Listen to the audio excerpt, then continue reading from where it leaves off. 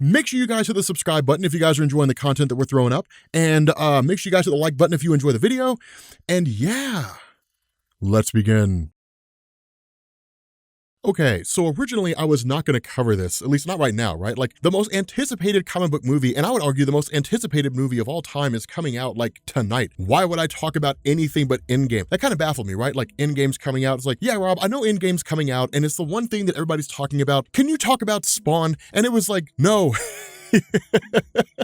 Absolutely not. But then like I read Heroes in Crisis 8 and I was like, oh my God, like I have to cover this because dude, here's the thing, man. Dude, Tom King. All right, those of you guys who don't like Tom King, you're wrong. And I'm gonna tell you why you're wrong. So this whole thing was like a giant mystery, right? Like we didn't know who actually killed everybody at Sanctuary and Heroes in Crisis, like at least not in the beginning, but then it was revealed that it was Harley Quinn, but then it was also revealed that it was Booster Gold. And the question was, well, then who was it that did it, right? Because if we saw Harley Quinn kill everyone in the beginning, and then we saw Booster Gold kill everyone, then who actually killed everyone? It was a great big huge mystery. And so what this does is it basically picks up with like Wally West. And it's the coolest thing because what he basically says is like, this is my confession. And I was just like, wow, like right out of the gate. Like it's nuts. Like I am big. See, this is why I like slow builds, right? Like a lot of people out there don't really like slow builds. They like, I want the story told in 3 issues or less, which doesn't give you enough time to really build anything up. But slow builds are awesome because the payoff is usually worth it. And like, this is one of those instances where it was definitely worth it because when you go through this, he started like literally Wally starts talking about how like he'd been there at Sanctuary for a few weeks, you know, and he was there to recover and all that kind of cool stuff. But the funny thing about this is he starts to talk about how he looked at himself in relation to everybody else. And it's one of the things that we weren't initially made aware of. What Wally basically says here is that with the nature of Sanctuary being what it was, that all these different people were there to basically cope with the struggles that they'd endured. Now we knew that, right? Like we knew the basis behind Sanctuary was that it was supposed to be a place of healing. And maybe your method of healing was just punching, you know, virtual reality drones. And maybe your method of healing was just meditation.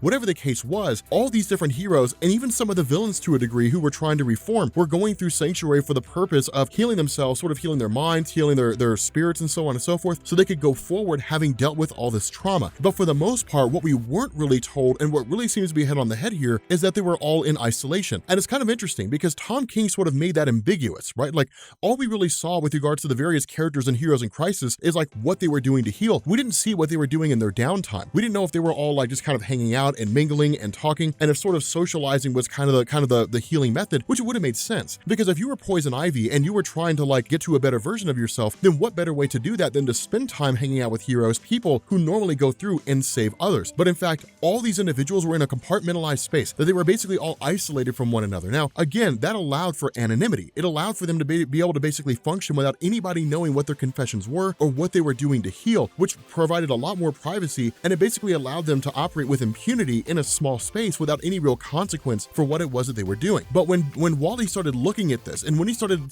kind of focusing on himself, the conclusion that he came to was that he was crazy. Well, the issue here was that when he looked at Sanctuary, it wasn't a place where like all these people were going to heal. In the mind of Wally West, it was all just a front. Like literally everything going on in Sanctuary was designed for the purpose of making him feel like he wasn't that bad. And so what this means is that for the most part, when he looks at all the other people, they're basically actors, that they're there just to basically put on the show and make it all seem legit. And so he started asking these questions. Why is it anonymous? Why is it that nobody really knows what anybody else is doing? And he essentially just started to like feed into his own ideology, right? And that's kind of the cool thing here. That's one of the things that Tom King hits on, right? Like for whatever reason, we will develop an ideology, right? And then where the thought process used to be, you know, in a previous age of humanity, where the thought process used to be, here is an opinion I have, let me find facts that either, you know, confirm this opinion or conflict with this opinion. And if the facts that I find conflict with my opinion, then maybe it's time for me to reorganize my opinion. In this day and age, it's, I have an opinion, now let me find the facts to support it and ignore the facts that don't. And that's exactly what happened with Wally.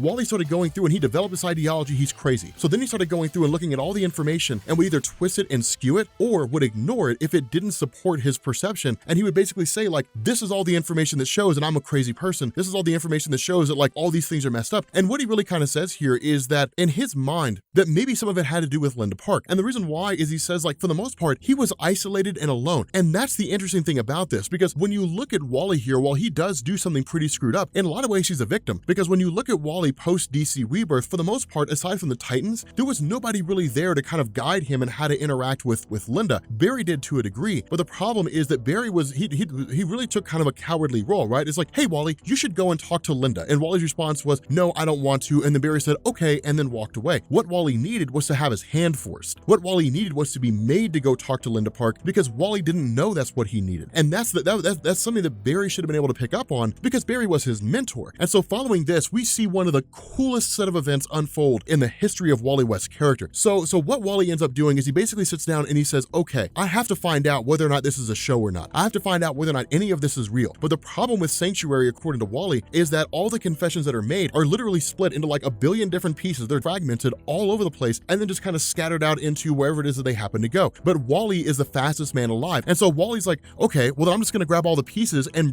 grab all these little digital bytes and bring them back together again. And that's what he did. Wally West was the one who recompiled everybody's confessions. He's the one that basically brought it all back together, and then he watched all the confessions. And the issue is that when he did that, it broke him because he was literally watching nothing but pain and suffering for however long it took him to watch. And it basically warped and screwed up his mind. And the result was that it essentially kind of broke him on a mental level. Now, following this, he basically races out of the house to catch his breath. And then what he does is he talks about the Speed Force. And he says that with the Speed Force, people look at it and they say, yeah, the Speed Force is so cool. You've got an accelerated healing factor. You can time travel. You can travel to other dimensions if you vibrate the right way. You can do all kinds of really awesome things. But Wally says that like there's a huge drawback. And a huge drawback is that you're essentially taking your portion of a multiversal source of energy and keeping it confined into yourself. And if it were to explode out of you, what would happen? And that's what happens here. That when Wally's trying to regain his composure, when he's watching all this pain and suffering replay in his head, when he triggers an alarm by messing with the computer systems and everybody comes filing out, all this energy just kind of lets loose. He snaps for a brief second. And when that happens, all these people in Sanctuary are killed. And so the question is, what does Wally do? Because he just basically killed everyone. What does Wally do after this? He constructs a plan. He basically frames Booster Gold and Harley Quinn. What he essentially does is that because Booster and Harley were the last two who were in there, they're the last two who left, that what he essentially did is he messed with their VR systems so that when they thought they were leaving, they were actually walking back into the VR system itself. And then he in turn modified Sanctuary so that Harley Quinn saw Booster Gold kill everybody, including Wally West, and Booster Gold saw Harley Quinn kill everybody, including Wally West. And so following that, he ran 5 days into the future. Like after they were done, he ran 5 days into the future, brought himself back, and literally had this conversation. He placed a fake body. Basically, like he engineered an entire crime scene. And he did this because he was with Barry Allen for decades, right? For like at least 20 years of his life. He knows exactly how Barry Allen thinks. And with Barry Allen being the CSI, the crime scene investigator that the Justice League would inevitably call in, the best one in the world, he knew exactly what Barry would look for and he knew exactly what Barry would miss. He also knew what Batman would follow up with, because remember, Flash has been on team, or Wally West has been on teams with Batman before. And so while he's not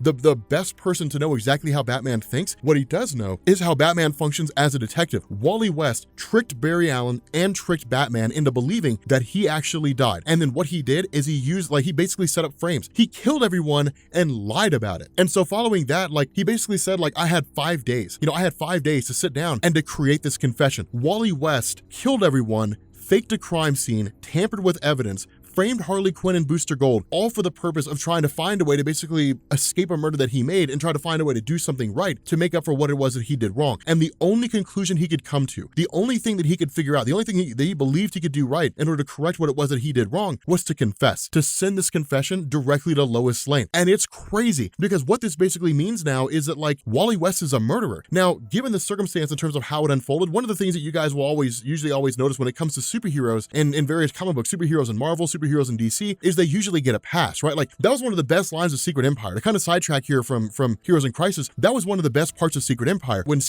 evil Captain America was talking to good Captain America, that literally what evil Captain America said was like, hey, like I'm not one of your Avenger friends, right? Like I'm not Thor, I'm not the Incredible Hulk, I don't get a pass. It's one of these things where like I'll end up having to do time for what I did. With Wally, it's something akin to that, right? Like Wally is a hero. And so the result is that he'll be given the benefit of the doubt. If this was any other villain out there, immediately he would have been put on trial, probably sent to Arkham or sent to some other prison, Belle Reve, thrown into the Suicide Squad. Like who knows what would have happened to them, but they certainly would not get the benefit of the doubt, right? Like if the Joker had done this, or if like Harley Quinn had done this, like they would have immediately been thrown in there. But with Wally, it's like, well, but I mean, he's a good guy though. So like we got to give him the benefit of the doubt. I mean, sure, he did a really bad thing, but like we like him though. So like it's okay. Like that's literally what it'll turn into. And it's so intriguing because it basically kind of throws into the idea of like, what happens to Wally next? Where do we go from here? Wally is a confessed killer. He confessed confess to his crime, what follows after this? One of the best comics I've read in a long time. I love Heroes in Crisis. It's absolutely amazing. With that being said, guys, we're going to bring this video to an end. If you are new here to Comics Explained, make sure you guys hit the sub button to become part of the Rob Corps. If you guys enjoyed this video, make sure you drop a like, and I will catch you all later. Peace.